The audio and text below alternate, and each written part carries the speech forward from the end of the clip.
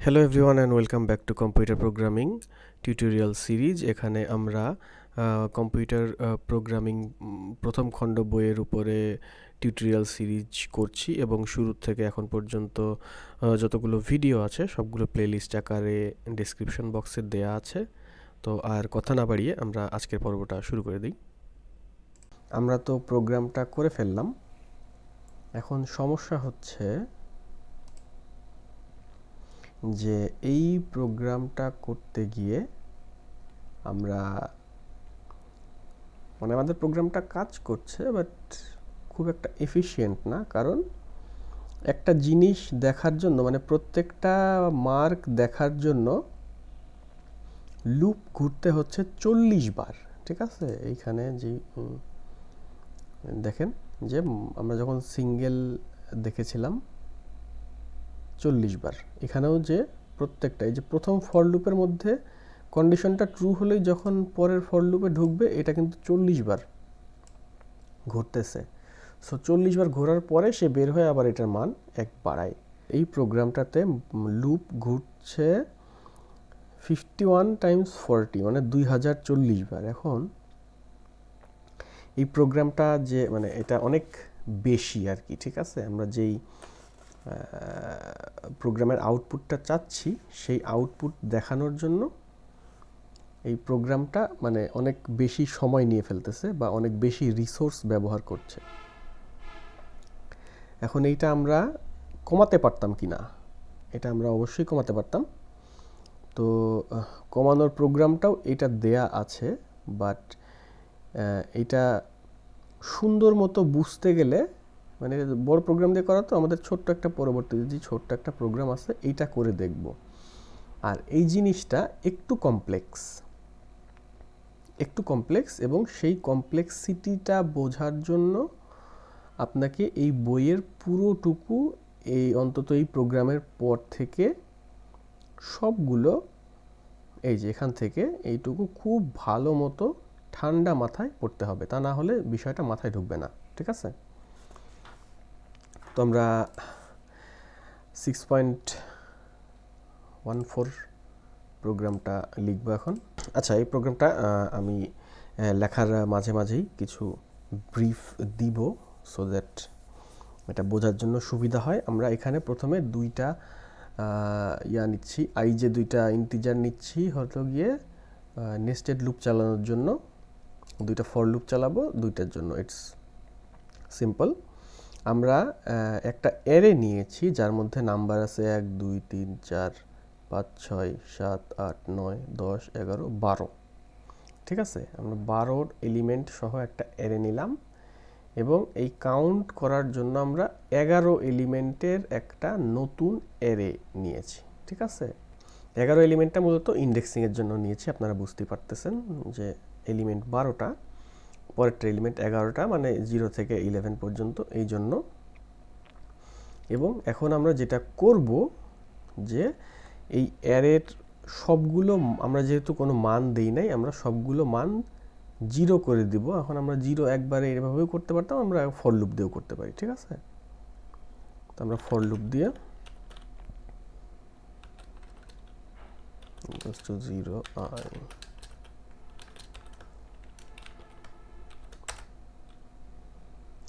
আচ্ছা, আমরা হয়তো করতে পারি যে সন্দেহ থাকতে পারে, যে কনফিউশন থাকতে পারে যে আসলে এর মধ্যে কি ভ্যালু আছে। আমরা তাহলে প্রথমে প্রিন্ট করে দেখি। আমরা তো একটা ফর লুপ দিয়ে প্রিন্ট করতেই পারি, তো তাহলে আমরা একটা প্রিন্ট করে দেখি।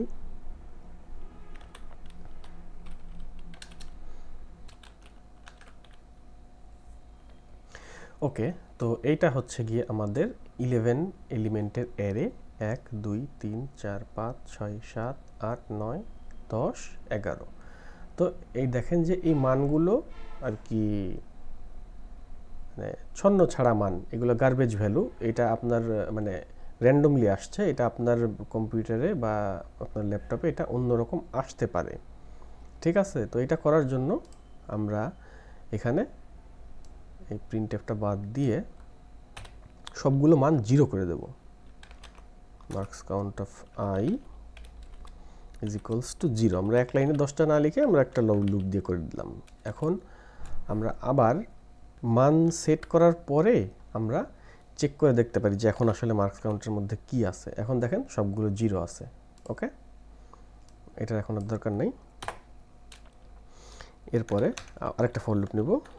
For I is equals to 0, I is less than 12।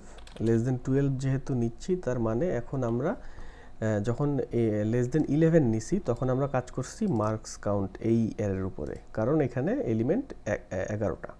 এখন লেস দেন 12 নিছি, এখন আমরা কাজ করব টোটালের উপরে। ওকে, দিলাম। আচ্ছা, এইটা একটু ট্রিকি হতে পারে যে marks count of total I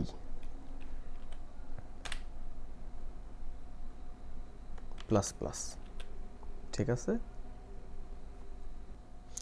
তো এখানে কি ঘটতেছে, এখানে আমরা প্রথমে একটা ফর লুপের উপরে, ফর লুপের মধ্যে যে I equals to 0, I is less than 12, I plus plus দিয়ে এখানে দিলাম যে মার্কস কাউন্ট, এই যে নতুন যে অ্যারে যার এলিমেন্ট সবগুলাই 0, টোটাল অফ I। তাহলে টোটাল মানে হচ্ছে এইটা, I মানে কত, 6।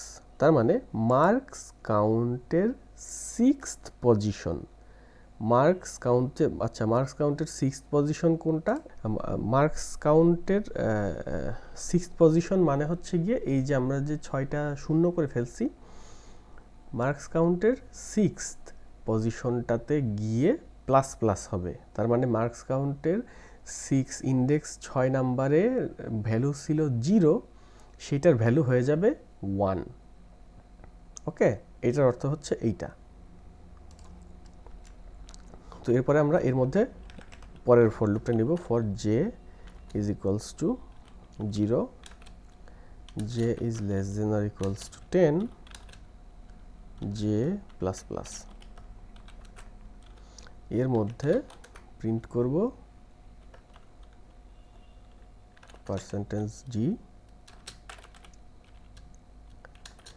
marks count of j। তো এটাই হচ্ছে গিয়ে প্রোগ্রাম, এবং এই ফর লুপের মধ্যে এখানে আমরা নতুন লাইন প্রিন্ট করব, printf। আচ্ছা, এটা দেখে একটু কনফিউজিং মনে হতে পারে, একটু আর কি ব্রিফ করি। সেটা হচ্ছে প্রথমে ভেরিয়েবল দিলাম, তারপরে অ্যারের এলিমেন্ট দিলাম, নতুন একটা অ্যারে নিলাম, নতুন একটা অ্যারে সবগুলো ভ্যালু 0 করে দিলাম। 0 করার পরে একটা ফার্স্ট লুপ চালালাম। লুপের মধ্যে গিয়ে যে marks count total of I, total of I মানে I এর মান প্রথমে 0, টোটাল অফ 0। মার্কস কাউন্টের মধ্যে total of I, total of I মানে হচ্ছে গিয়ে টোটাল 0, টোটাল 0 এর ভ্যালু হচ্ছে গিয়ে 6, অর্থাৎ মার্কস কাউন্টের 6 প্লাস প্লাস। মার্কস কাউন্টের 6th ইন্ডেক্সের ভ্যালুটা ছিল 0, তারপরে হয়ে গেল 1 হওয়ার পরে তারপরে প্রিন্ট করবে। প্রিন্ট করলে এখানে কি হবে, সবগুলো 0 এবং ওই 6th ইন্ডেক্সিংটা 1 হবে। কেমন? তাহলে আমরা একটু দেখি যে এটা কেমন হয়। আমরা রান করি। আচ্ছা, এটা একটু কনফিউজিং মনে হতে পারে, আমি আবারও বলতেছি, বারে বারে একটা কথা বলতেছি। তো আবার দেখি যে কি হচ্ছে। এই পর্যন্ত আমরা নতুন অ্যারে নিলাম, নতুন অ্যারের ভ্যালু দিলাম 0 দেওয়ার পরে এইখানে for I is equals to 0, I এর মান যখন 0 তখন marks count of total I মানে হচ্ছে 0, 6th পজিশনটার মান 1 0 থেকে বেড়ে 1 হলো। আচ্ছা, এটা করার জন্য আমি আরেকটু ভালো করার জন্য আমি এখানে একটা কাজ করি, আমি এই লুপটা প্রিন্ট করি। এটা নিয়ে এটা আমি প্রিন্ট করি, printf।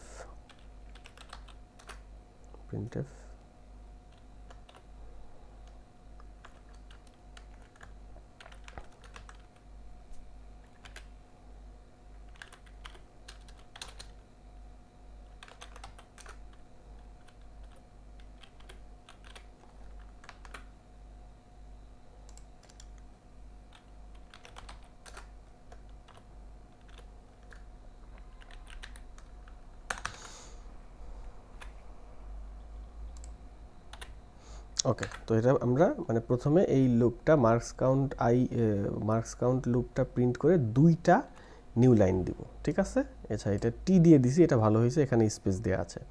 ওকে, আচ্ছা, টি দিলে খুব একটা ভালো হয়নি, আমরা টি দিব না, আমরা এখানে স্পেসই দিই।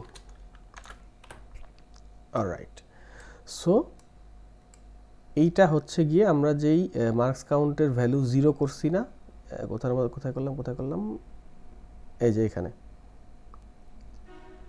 এটা প্রিন্ট করছি, এই যে এখানে মার্কস কাউন্টার হয় ইকুয়াল টু 0, এখানে 0 করছি, এখানে প্রিন্ট করছি। এইটার ভ্যালু হচ্ছে গিয়ে এইটা হওয়ার পরে প্রিন্টএফ 2টা নতুন লাইন দিছি, 2টা নতুন লাইন দেওয়াতে একটা ফাঁকা হয়েছে। এখন এইখানে marks count total of I মানে হচ্ছে টোটাল অফ 0তে মার্কস কাউন্টের 6th ইন্ডেক্সিং দেখেন 0 1 2 3 4 5 6, 6 এর ইন্ডেক্সিংটা 1 বেড়ে গিয়ে 1 হয়েছে। ওকে, 1 হলো, তারপরে আই এর মান হয়ে গেল 1, আই এর মান 1 হওয়ার পরে এখানে marks count of total of I মানে হচ্ছে গিয়ে 7, তার মানে 6 এর পরে 7 এর মানেও একটা 1 হবে, 7 এর এই দেখেন 6 এরটা 1 7 এরটা 1। আচ্ছা, তারপরে 4 0 1 2 3 সরি 0 1 2 3 4, 4 এর ভ্যালু 1 0, এখানে 1 এখানে 1। তো শেষের লাইনের অর্থটা কি? শেষের লাইনের অর্থ হচ্ছে গিয়ে এখানে যে 0 ইন্ডেক্স মানে এর মধ্যে কোনো 0 নাই, এরপরে হচ্ছে গিয়ে 0-র পরে হচ্ছে গিয়ে 1 মানে 1 সংখ্যাটা একবার আছে। ওকে, এই এর মধ্যে 1 আছে একবার। এরপরে হচ্ছে গিয়ে 2 আছে একবার, এই পুরা এর মধ্যে 2 আছে একবার, 3 আছে একবার। আচ্ছা, 4 আছে 3 বার, কেমন? এই যে একটা 4 2টা 4 3টা 4, 4 আছে 3 বার, 5 6 আছে 3 বার, 6 6 6 6 আছে 3 বার, 7 আছে 2 বার, 7 1 7 2। ঠিক আছে, এই প্রোগ্রামটা কি আমরা বুঝতে পারছি? মূলত এইটাই মেইন আর কি বোঝার বিষয়। এইটা বুঝতে পারলে আমরা এর আগে যেই প্রোগ্রামটা আছে আমরা ওইটা সুন্দর মতো বুঝতে পারবো। ঠিক আছে, তো আমি ধরে নিচ্ছি যে এই প্রোগ্রামটা আমরা বুঝতে পারছি। এখন আমরা 6.13 প্রোগ্রামটা করব, যেখানে আমরা 6.12-এ যে রেজাল্টটা বের করেছিলাম ওইখানে কোন এলিমেন্টগুলো কতবার আছে সেই জিনিসটা আমরা বের করব। তাহলে আমরা প্রোগ্রামটা আগে টাইপ করে ফেলি।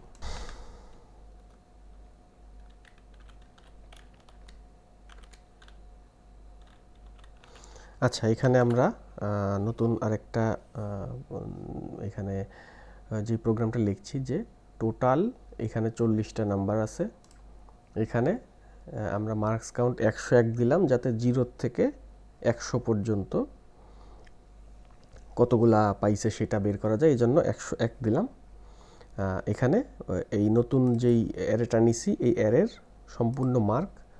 সম্পূর্ণ মান হলো 0 করে দিলাম। ঠিক আছে, 0 করে দেওয়ার পরে এবার আমরা যেটা করব সেটা হচ্ছে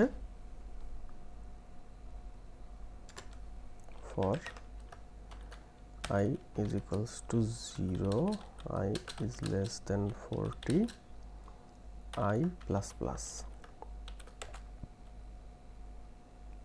এখানে marks count of total I plus plus. ঠিক আছে, তো ঠিক মানে একটু আগে যে প্রোগ্রামটা দেখলাম সেই প্রোগ্রামটার মতোই এখানে যে মার্কস কাউন্টের টোটাল অফ আই মানে কত? টোটাল অফ আই মানে হচ্ছে গিয়ে টোটাল অফ 0, টোটাল অফ 0 মানে 86, অর্থাৎ প্রথমে আমরা মার্কস কাউন্টের 86 নম্বর পজিশনটা যেটা সবগুলো 0 করা আছে সেই 86 ইন্ডেক্সিংয়ের জায়গাটাতে আমরা বলে দিলাম যে এটা 1, অর্থাৎ এই জিনিসটা একবার আছে, যদি পরবর্তীতে আসে সেটা আরেকবার হিট করবে। ঠিক আছে, দেওয়ার পরে এখন আমরা নতুন অ্যারে নিব, সেটা হচ্ছে গিয়ে 50-এর থেকে শুরু করে, কারণ আমরা জানি যে আমাদের 50-এর নিচে কোনো মার্ক নাই, যেটা প্রোগ্রামের মধ্যে লেখাই আছে।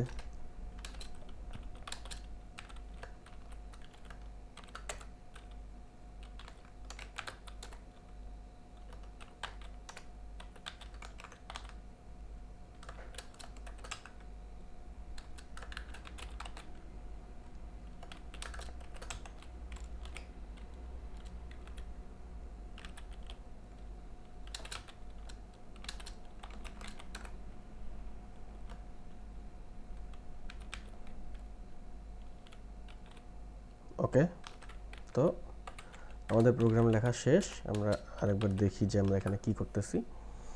প্রথমে এটা মূল অ্যারে, এর মধ্যে আমরা বের করব যে কোন নাম্বারটা কতবার আছে। প্রথমে মূল অ্যারের পরে নতুন একটা অ্যারে নিলাম 101, যাতে 0 থেকে 100 পর্যন্ত ইন্ডেক্সিংগুলো থাকে। তারপরে মার্কস কাউন্টের নতুন যে অ্যারেটা নিলাম সবগুলো মান 0 করে দিলাম। 0 করে দেওয়ার পরে এখানে এসে আমরা 40 লেস দ্যান 40 নিয়ে, মানে মূল অ্যারেটার উপরে কাজ করে marks count of total I, total 0, এই 86 পজিশনের মান বাড়াই দিলাম। দিয়ে এখানে 40 বার ঘোরার পরে কোন পজিশনে কতগুলো আছে এই জিনিসটা আমরা বুঝে ফেললাম। এরপরে আমরা জাস্ট, যেহেতু আমরা 50-এর নিচে কোনো নাম্বার নাই, সেহেতু 50 থেকে 100 পর্যন্ত কোনটা কতবার আছে সেই জিনিসটা আমরা প্রিন্ট করলেই, যে মার্কস হচ্ছে গিয়ে আই, যে 50, 51, 52 এরকম করে, আর marks count of I, marks count আর কি, এই যে নতুন যেই আমরা অ্যারে নিছি এই মার্কস কাউন্ট আমরা তখন 50-এর বেশি যেটা 50-এর পরের থেকে প্রিন্ট করব, কারণ 50-এর আগ পর্যন্ত কোনো কিছু নাই।